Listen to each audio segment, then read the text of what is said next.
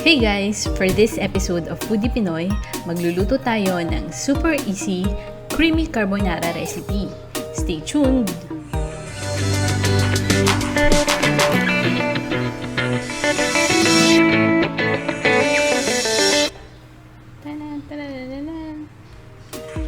Gawin muna natin yung sauce. Gagamit tayo ng 3 tablespoon butter.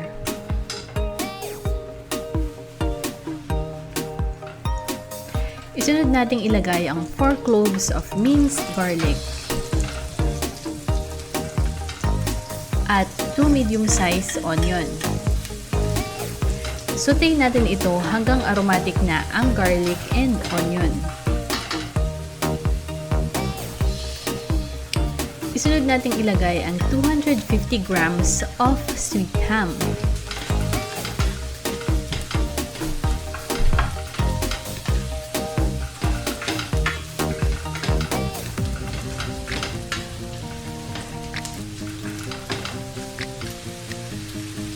Maglalagay din tayo ng 1 can mushroom. Drain the liquid bago ilagay sa pan.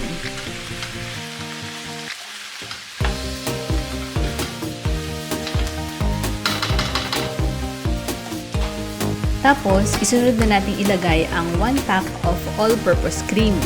At this point, hinaan natin ang apoy to low heat para hindi magmantika ang ating all-purpose cream.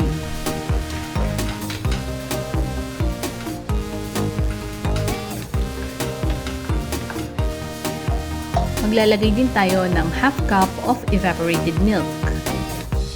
And for added flavor, naglagay din ako ng half a teaspoon of chicken powder.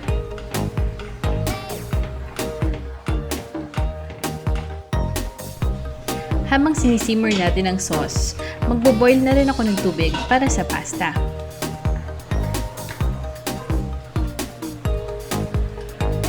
Going back to our sauce, add some pepper and salt for seasoning.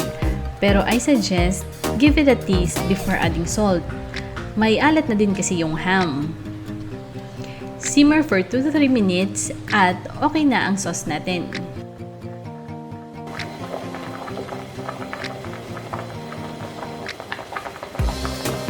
So, habang iniintay natin itong maluto, don't forget to subscribe to our channel at manood na iba pa naming videos. Marami kaming recipes na pwedeng-pwede niyong idagdag sa weekly menu nyo. Luto na yung pasta, mixing time na! Siyempre, mataas na ang energy kasi malapit nang kumain. By the way, 400 grams of pasta ang niluto ko. Good for 5 adults ang recipe na ito. I-mix natin itong mabuti para fully covered ng sauce ang pasta. Pwedeng-pwede nyo itong itry for afternoon merienda or dinner. Okay, ito na ang ating super easy creamy carbonara recipe. Topped with grated cheese for added flavor. Enjoy!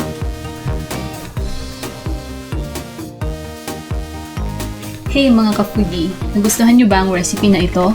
Let us know in the comment section below. Hit like if you enjoy this video.